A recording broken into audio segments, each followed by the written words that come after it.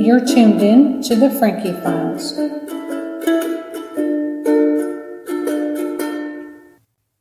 It was super difficult for me to choose which topic I should start out with on this inaugural podcast.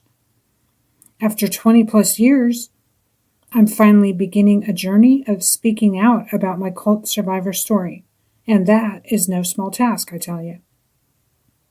20 plus years of saying to myself, it wasn't important. I just had to get on with my life and my goals.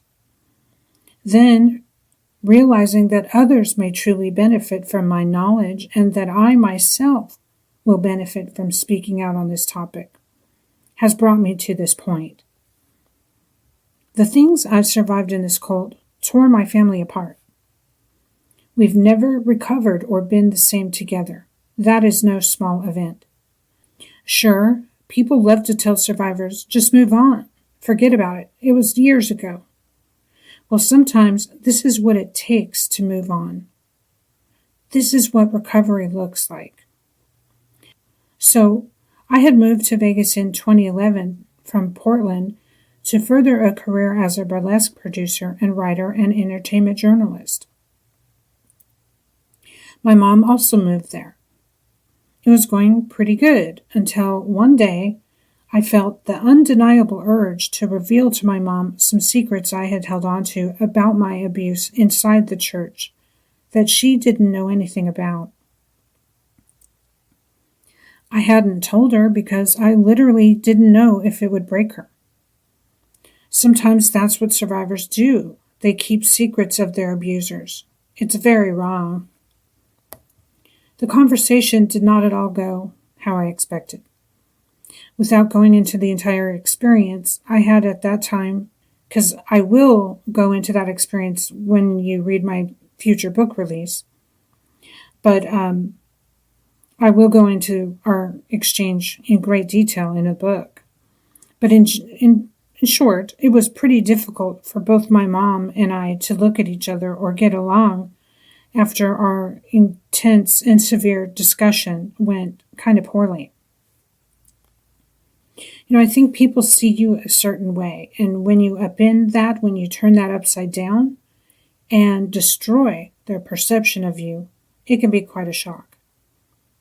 But all is well now, and we're getting along famously. She, in fact, has been instrumental in helping me with details that needed filling in of our history for my memoir. I'm currently seeking a publisher at the moment and will be patient with the process because I want the story to be handled right. In the meanwhile, I needed to get talking and share my cautionary knowledge with anyone who can benefit from it. This podcast and my story is not just about cults. We have all survived something. But have you ever asked yourself, how could some of the times when we got or tricked, how could those have been avoided? By knowing the brain and the way the human mind works. That's my answer now. That is why I'm starting this podcast. That is my new passion. So for my first episode, I truly meandered over which topic to begin with. Victim shaming? Sexual assault in the news? Straight cult awareness? All very good places to start in diving into what I have learned. But instead, I settled on the very most used technique of mind control that still exists everywhere in the world today. Propaganda and dogma. Let me get into it now. For a quick overview, in my own words, propaganda is what someone gets you to believe to get you to do what they want. That's my quick definition. Dogma is the scientific or religious version of that same technique.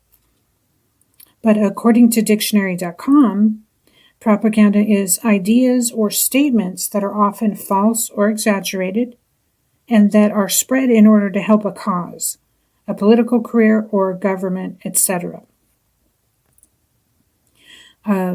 They also define it as the spreading of ideas, information, or rumor for the purpose of helping to destroy or injure an institution, a cause, or a person.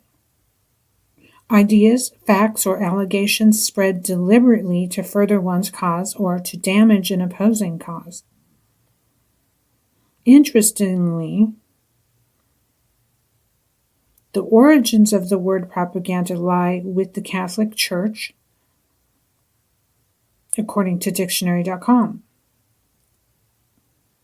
The first citing of the use of the word propaganda is from 1622, and it was the Catholic Church translated as Congregation for Propagation of the Faith.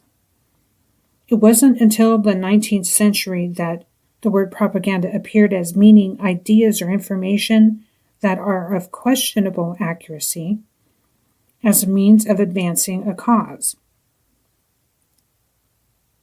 The roots of the word are Latin, coined by Pope Gregory XV in 1623. Similarly, we can look at the word dogma. It's defined as a principle or statement of ideas or a group of such principles or statements, especially when considered to be authoritative or accepted uncritically. From the Greek, it translates at its root to opinion, belief, from the word dokein, to seem good.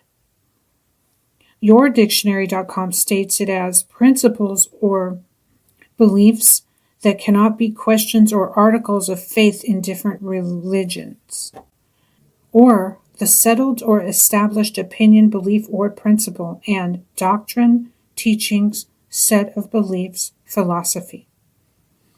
Okay, well, let's get into how that relates to us in the human brain.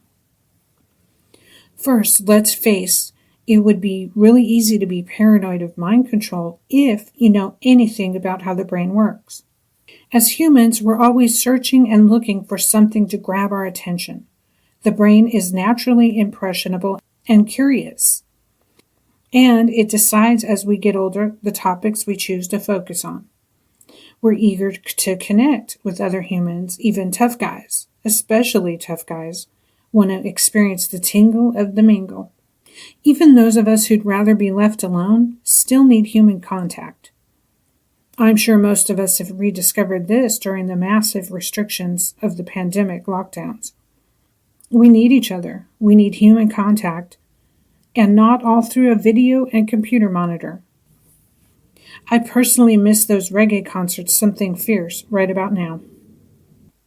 In short, mind control can only be accomplished via propaganda and dogma. If not, control would always have to be taken by force, and as you see, it is not. Recognizing when you're under mind control can be simple when it's a directive from your boss, when an advertisement tells you what to buy, or when a public service announcement directs you to hold onto the handrail in the bus. It's pretty straightforward. But larger idealism may take a while to take hold in the brain, and it can be devastating. I remember when in college my psych teacher used the term JND. Okay, don't worry. I'm not going to be one of those people quoting a bunch of psychology on this broadcast. That's just not my thing. But in this case, it's pretty applicable. JND stands for just noticeable differences. It's the idea that you can turn up the hot water in your shower as hot as you want if you do it in really small increments. Then they're barely noticeable. The heat would not be noticeable in small increments, but it would if you turned it up to the hottest all at once. It's just being done in barely noticeable differences. Okay, so now apply that to politics or sexual preference or food you eat. You can get used to a lot of things without noticing or protesting them if they're done in just noticeable increments. That is propaganda in a nutshell. That's how Hitler did it. That's used in dangerous groups and cults all over the world. They navigate you ever further into an extreme until you're quite far from your own beliefs and ways of thinking. This is not so obvious as your boss telling you what to do that day at work. And it can take a long time to navigate you into a different belief. Okay, so now visualize your response to an app notification on your phone, an online comment, a neighborhood group sharing in a dominant opinion. The influences are never ending. Our brains are like sponges and they absorb info at an astonishing rate. Not sure how fast, but the brain can retain a lot of info and some of it is unconscious. Click ads, referral videos, algorithms which feed us ads on social media now surround us with info like an unending stream. All of that info is making suggestions on how we should feel, what we should buy, what opinion we should have, and of course, who we should vote for. Do we have a moment of original thought on any given day? I sometimes wonder about that. You're tuned in to the Frankie Files. So, accepting that we have a constant suggestion of what to think almost every minute is a huge first step in making sure you're not experiencing mind control right now. The flow of our thoughts can too easily be dominated and appear to us after suggestion as if it was our own desire and our own thought if we're not careful. Try just getting to the point that you're aware of the frequency of influence for starters. Once you've finally figured out that you're surrounded by propaganda and dogma, you can then begin to try and control your own thought environment. Some people just float along, completely under the influence. I have been that person. The problem is that these addictions like social media, gaming, and streaming feel good at the time. For me, I let go of my smartphone and completely unplugged, except for some movie streaming during the pandemic. Spending time unplugged really opened me up to the fact that I was overwhelmed with signaling to my brain. I was hyperactive with it. Getting back to nature, handwriting, drawing, and exercise is what put me back on course. I dare you to try it. Can you step away from your phone? Okay, so there is a very serious battle. Most people will just shirk this idea off and bypass the frontal lobe and go with the impulse to respond to every email, text, comment, and notification in real time, especially our youth, unless they are taught otherwise. In doing so, we are spending time connecting and under the influence of suggestion by corporations who do not care at all about our mental health. Dollar bills, y'all. That's all they care about. We do live in a capitalist society. Can you put your phone down? Can you take it offline if you're listening to a podcast or reading a book? Download and take it offline. Can you put it on airplane mode? Can you turn off notifications? It is known that it's in the interest of every app we use to keep us there as long as possible. That's their game. So engaging our brains is the new business. That's really showing on people's state of mind across the world. The lack of attention span is now pretty astonishing. What is it, like 10 seconds or less? We're even marketed to that playing online games helps make us smarter, like word games and so forth, that increase our intelligence. Really? I think not. Listening to music is an interesting alternative for me. Listening to music is one of the few activities which involve every part of the brain. All parts, all lobes, and both right and left of the brain are exercised when we listen to music. For brain health, just a bit off topic, but getting away from electricity is a very good thing. Getting into fresh air and nature reconnects and grounds us physically and has a calming effect. Many tech businesses even recognize this and have policies about grounding. Standing in moist grass about 5 minutes a day and using grounding blankets can also help stop the electricity from building up at dangerous levels in our bodies. The fact is, it's very hard to get away from the current and connectivity unless you live in a rural environment out in the boonies. Excessive electromagnetic frequencies, which are often given off by electronics, vibrate at different levels and affect our brainwaves. They too influence mood and behavior. Electromagnetic frequencies are known as EMF for short. But before I resume about propaganda, please do search about grounding. We can definitely do a podcast on this later. I've been gaining the benefits of it for about a year, and it's fairly easy to do, despite living in a city. We've been propagandized by corporations that being connected to an app is helping us be better humans. It is not. That very concept is one of the biggest mind control tricks I have ever seen played on humanity in my 50 plus years on this planet. It's astounding.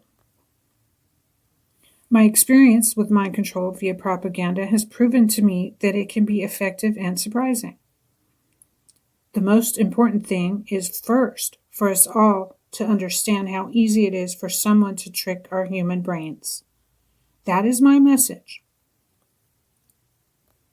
We can all get got. My own experience is kind of unique in that it was in a religious cult. So it is unique, and at the same time, it is not uncommon. I was taken with my family to a cult at a young age, but many young people are targeted into a group of some kind at a young age, just like me. In groups, predators lie in wait. A high-demand controlling group is not always religious. It can be a gang, a sorority, a sports team, a club, a church, and can lead to sex trafficking and even kidnapping. Our first job is to recognize how the mind gets tricked.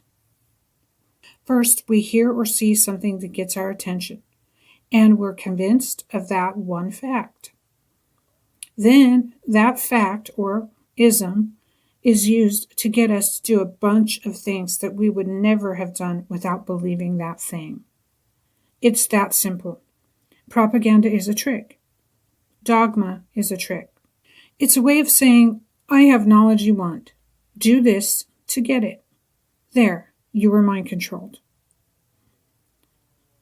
Signs of mind control or indoctrination include, from my own experience, a nagging anxiety that you need to fill, a hole, a sense that this will solve a bunch of other problems, an actual addiction.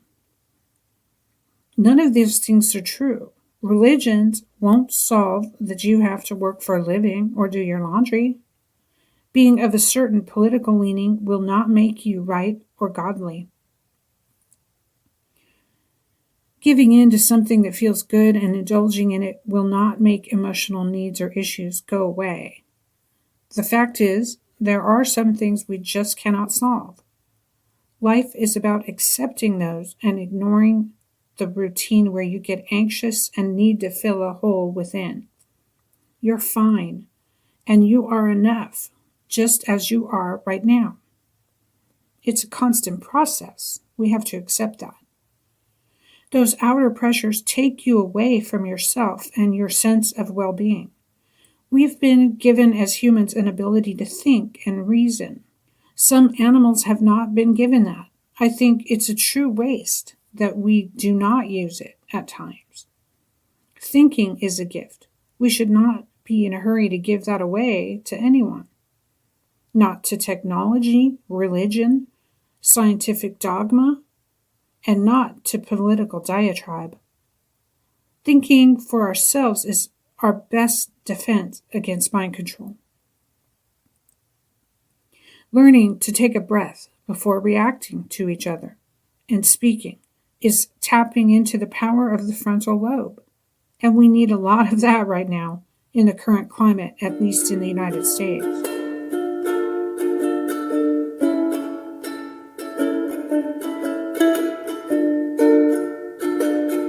Okay, so to wrap up things on the topic of propaganda and mind control, I'd like to bring us right to an example ripped from today's headline. Well, we're entering year 3 of the pandemic, right? And in America, in the United States, all we've heard is mask, social distance, lockdown, and take the vaccine. Now, there's an emerging story, really long story that I got wind of because I watched the Jimmy Dore channel on YouTube. Highly recommend. Is a comedian who also does news. Ivermectin. Ivermectin is a little-known international drug used in many different situations. In a minute, I'll play some audio from a doctor on YouTube who speaks about this. It's literally been propagandized to eliminate it as an option here in America. The propaganda is so strong that it released a wave of ridicule on anyone who was using ivermectin, saying that people were rushing to feed stores and buying the horse version of it. Late night talk show hosts went on to shame people and call them horse medicine takers. It was extraordinary propaganda. So thorough, and propaganda was so in our face that you would not dare to ask your doctor for ivermectin, or you could be laughed out of, America? So that's the public story that went out. Meanwhile, I'm paying attention to more secondary channels and looking at people like Jimmy Dore. And he starts detailing a story about how effective ivermectin has been in trials, clinical studies, on COVID. It's already been used in multiple countries around the world. It doesn't have a patent on it so that anyone can produce it quite inexpensively. Asterisk there. And it is nominal, something like $100. 100 pills for $10 or something like that. It's nominal cost to the purchaser. So, meanwhile, a significant date is August 13th. In Japan, they began allowing ivermectin in hospitals for the treatment of COVID-19. All right. As soon as that happens, 2 weeks later, the cases go to almost zero. You're tuned in to the Frankie Files. So here is Dr. John Campbell on his YouTube channel talking about ivermectin in great detail. Now, the next thing I'm going to show you must be a very strange coincidence, but let's look at it. Now, this is the date here when ivermectin was allowed as a treatment in Japan, the 13th of August. That one there is the 13th of August, ivermectin allowed as a treatment in Japan. So that was the 13th there, that day there. So 13. So 1, 2, 3, 4, 5, 6, 7, 8, 9, 10, 11, 12 days. And then the cases started to completely plummet off down to where we are now in Japan. So one of those interesting coincidences. Strangely enough, it's a coincidence that hasn't really been referred to on mainstream Western media. Now let's go on to look at this a bit more detail. So ivermectin allows a treatment on the 13th of August, and we saw that coincidentally just after that the cases plummeted 2 weeks after that. Now, my understanding is this. Now, I'm getting more information from Japan really as we speak. I'm expecting a report from Japan tomorrow, actually. Of course, I'll send on to you straight away. But doctors can prescribe it without restriction. Ivermectin in Japan without prescribe without restriction. So this is Dr. Haruo Ozaki, not a junior doctor on some remote island in Japan, chairman of the Tokyo Medical Association, and this is the gentleman here, chairman of the Tokyo Medical Association. Now, when the cases were going up dramatically, as we saw, and he said this, the situation is that the whole country is suffering from disasters. No one will listen to me. I can't imagine how he feels. No one will listen to me, so I will come up with a new policy. The antiparasitic drug ivermectin shows the number of infections and deaths of the new corona in a country that is prophylactically administered for another disease in Africa. Now, of course, Google translates, so it's not perfect English, but he's noted the correlation between low numbers of cases in African countries that are using ivermectin. Now, he does say it's necessary to thoroughly study the clinical trial, which, of course, we don't have conclusive data on. But he then goes on to say, so the patient can give an informed consent and get permission to use it. Now, remember, he was speaking at this time here, and he changed the rules there 2 weeks before the cases started to plummet down again in Japan, which was, of course, great to see. So, interesting. Now, let's carry on with Japan.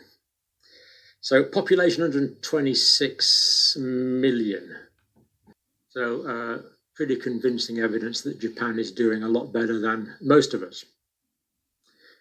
And if we go on and look at the new confirmed COVID-19 deaths per million, again, the States, United Kingdom, you've got to say it's levelish. Canada dropping off a bit, but Japan, it is remarkably low. It's not zero, but it is remarkably low. Which would you prefer? Obviously, the Japanese figure. And we'll be looking at evidence that suggests that vaccine is not the only explanation for this in Japan. But no question that after an incredibly slow start, Japan has done remarkably well on vaccinations. Now, we looked at something the other day. I can't remember who it was now. Someone said it's not vaccinations.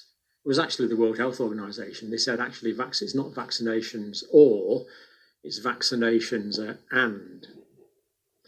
So pretty interesting data there. Population of Japan, 126 million. Cases at the moment seem to be 79 in the day, 2 deaths in the day in Japan, lowest since the 23rd of June 2020. Japan's currently reopening. Yes, it's got a high vaccination status, as we've just seen, but so is South Korea. And South Korea's got an uptick in infections, where in Japan the infections are going down. Okay. To repeat,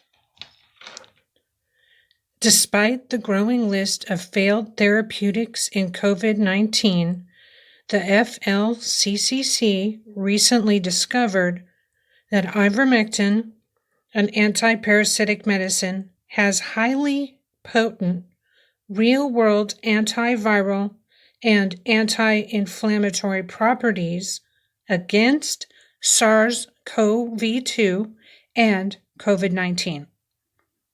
This conclusion is based on the increasing study results reporting effectiveness not only within in vitro and animal models, but also in numerous clinical trials from centers and countries around the world. In the description of this video by Dr. John Campbell on YouTube, the video is called Ivermectin and COVID-19. In vitro antiviral activity against a broad range of viruses, HIV, dengue, influenza, Zika virus, in vitro antiviral SARS-CoV-2 activity, 99.8 reduction in viral RNA after 48 hours.